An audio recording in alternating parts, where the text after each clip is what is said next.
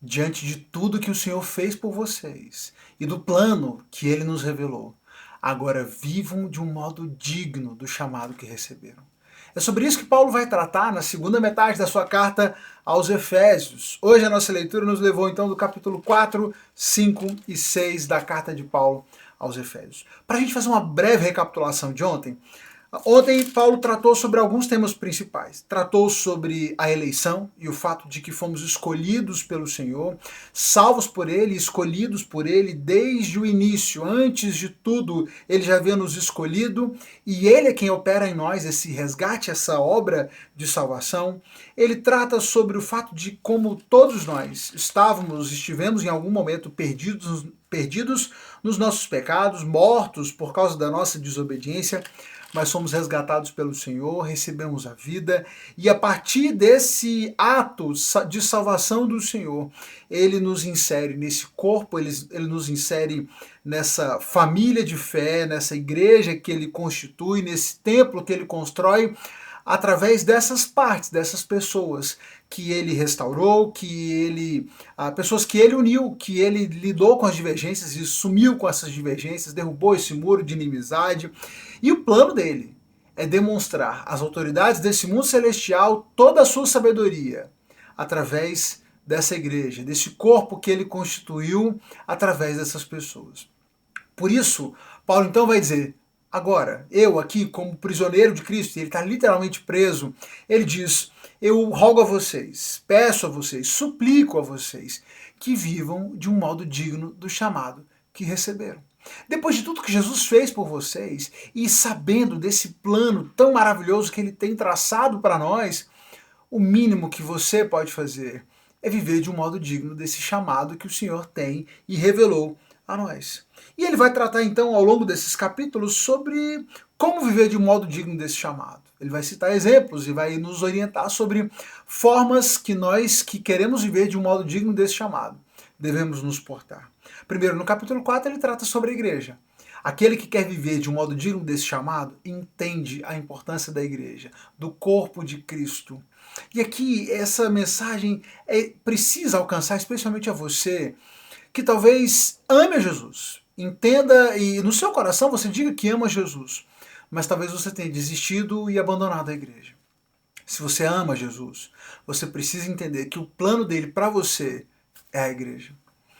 Talvez a igreja tenha te ferido, talvez pessoas dentro da igreja, porque a igreja é muita coisa, né? Mas pessoas dentro da igreja tenham te ferido, lideranças dentro da igreja tenham te feito mal. Isso não muda o plano do Senhor para a sua igreja e não muda o plano dele para você dentro da igreja. Por isso, se você se afastou da igreja por causa de acontecimentos, busque no Senhor força para perdoar, peça a Ele que restaure o seu coração, para que te aponte uma outra comunidade de fé que seja saudável, que possa, em que você perceba, enxergue esses valores da fé ali manifestos, uma igreja, uma comunidade que vale a pena fazer parte, porque elas existem e são muitas espalhadas por aí. E você precisa fazer parte dessa comunidade, porque ela faz parte do plano de Deus. Ao se afastar da igreja, você se recusa a fazer parte desse plano de Deus. Se o plano do Senhor é manifestar ao mundo a sua sabedoria pela igreja, fora da igreja, você está fora desse plano. Por isso ele vai dizer, olha, façam todo o possível para se manterem unidos no Espírito, ligados pelo vínculo da paz. Pois há um só corpo, um só Espírito, assim como vocês foram chamados para uma só esperança. Há um só Senhor, uma só fé, um só batismo, um só Deus e Pai de tudo, o qual está sobre todos, em todos e vive por meio de todos. Nós somos chamados para viver nesse corpo, nessa unidade, engajados e fazer todo o esforço possível para estarmos unidos pelo vínculo da paz. Não abandone a igreja, porque a igreja é o plano do Senhor e você deve estar inserido nisso.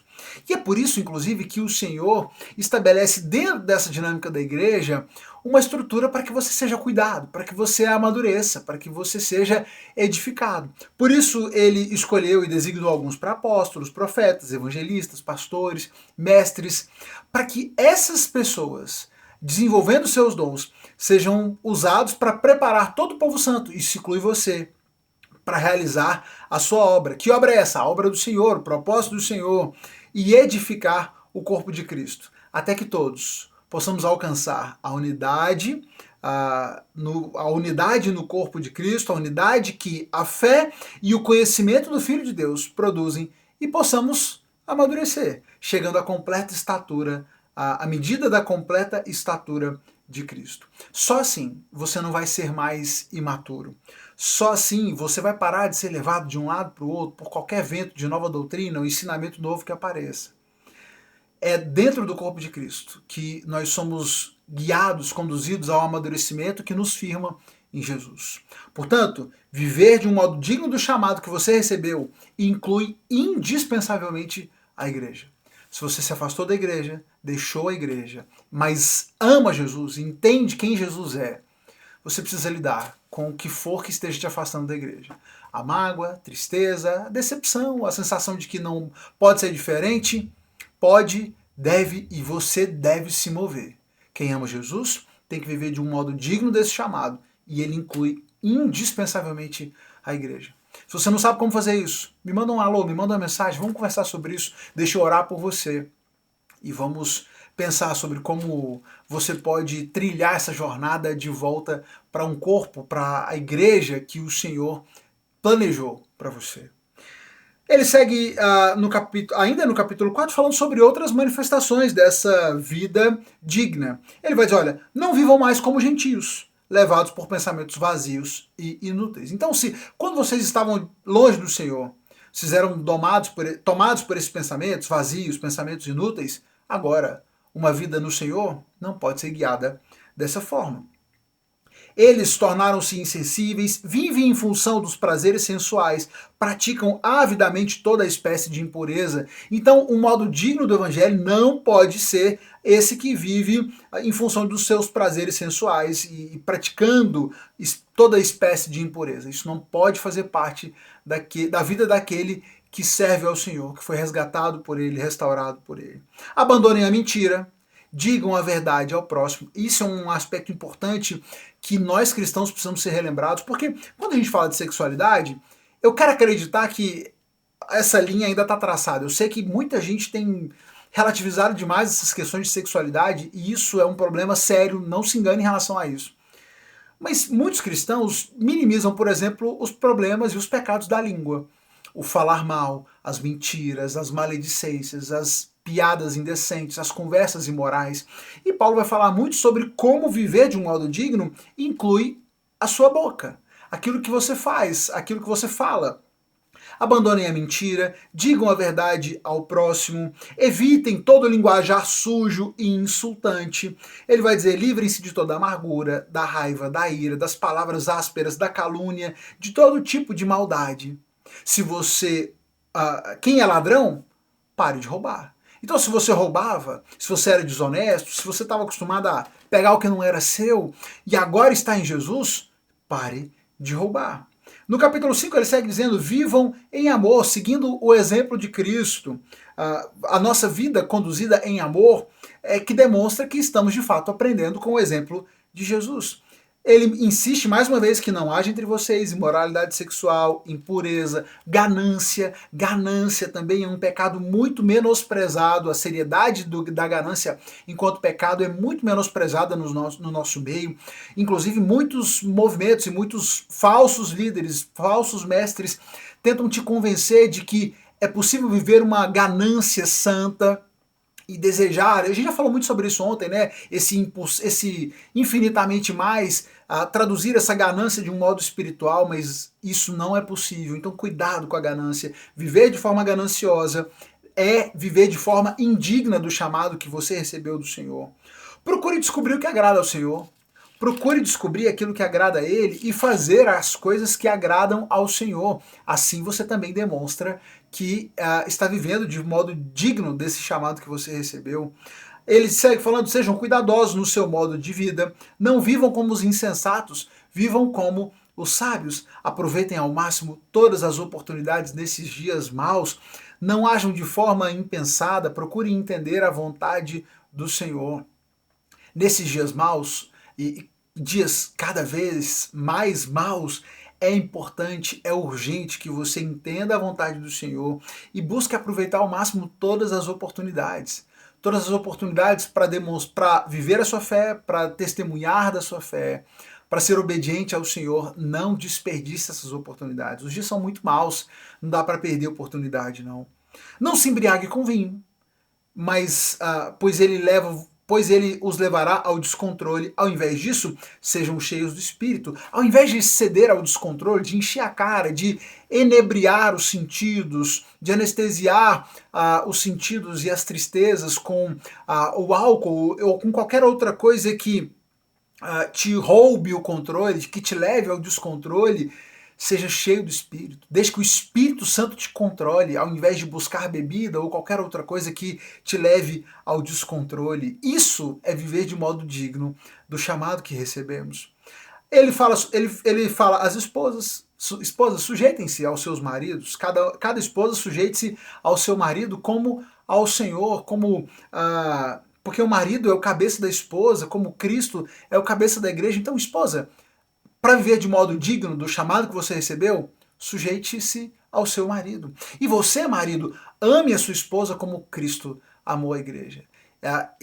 E ele provou esse amor estando disposto a se entregar por ela, a morrer por ela, e fez de tudo para apresentá-la santa e restaurada. Marido, ame a sua esposa com esse amor profundo, de entrega, sacrificial.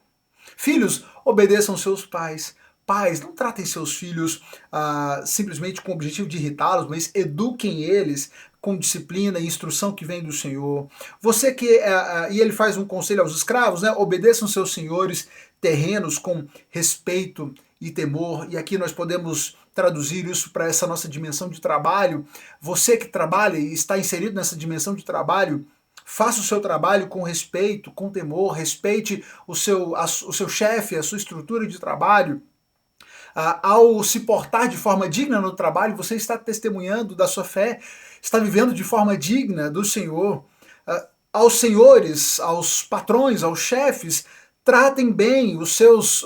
aqui ele fala sobre os escravos, mas tratem bem os seus empregados. Não os ameacem. Lembrem-se de que vocês e eles têm o mesmo Senhor no céu e ele não age com favoritismo. Mesmo que você esteja numa relação de hierarquia, lembre-se que você e o seu empregado servem ao mesmo Senhor, estão no mesmo padrão. Por isso não trate mal, não ameace, não seja aquele chefe tóxico que oprime, que maltrata o seu empregado. Seja alguém que trata as pessoas com dignidade. E ele conclui falando sobre a importância de nos fortalecermos na armadura do Espírito. A vida será desafiadora, teremos problemas, teremos oposição. O importante é não desistir, o importante é não deixar jamais de perseverar. Para isso, se fortaleçam com a armadura do Espírito, vistam-se de toda a armadura de Deus, para que vocês possam permanecer firmes contra as estratégias do diabo. Porque serão muitas as estratégias, ele vai tentar impedir e desviar vocês desse caminho do Senhor de diversas maneiras. Então, se fortaleçam com o cinto da verdade, a couraça da justiça, os calçados do evangelho, né? O escudo da fé, a salvação, usem a salvação como um capacete, empunhem a espada do Espírito, que é a palavra de Deus, permaneçam atentos, sejam persistentes em suas orações. Vivam de um modo digno do chamado que receberam. Esse é o convite que Paulo, essa é a ordem, né, a orientação que Paulo transmite a esses irmãos de Éfeso, e é aquela que também fica para nós. Diante de tudo que o Senhor fez por nós, todos esses grandiosos feitos do Senhor, coisas que nós jamais poderíamos sequer pensar, pedir, e Ele tem feito e segue fazendo por nós, o mínimo que podemos fazer é viver de um modo digno dele, de tudo que ele já fez e já entregou por nós. Por isso, meu irmão, se sinta desafiado, se sinta comprometido a viver e a colocar em prática na sua vida os princípios do Senhor para nós. É o mínimo que nós podemos fazer. É claro que teremos falhas, é claro que continuaremos sendo falhos. Viver de um modo digno não é vestir uma carapuça de perfeição e assumir que seja possível ser perfeito, mas é ter o compromisso, o comprometimento de buscar viver assim em todo o tempo. Ao falhar, ao cair, eu me levanto, me arrependo e sigo em frente e volto a buscar viver dessa maneira. Que Deus nos instrua, que Deus dê sabedoria a você e te mostre como você pode fazer para agradá-lo também nas mais diversas áreas da sua vida. Deus abençoe você, abençoe todos nós. Compartilhe essa reflexão com alguém que possa ser abençoado por ela. Clica na setinha, manda para um amigo, para um familiar. E volta amanhã, porque a gente segue com as nossas leituras. Lembrando que amanhã nós partimos para outros livros. Agora vamos para o livro de Filipenses. Daqui a pouquinho eu posto aí o cronograma para que você possa seguir com a sua leitura desses próximos dias. Combinado? Até amanhã.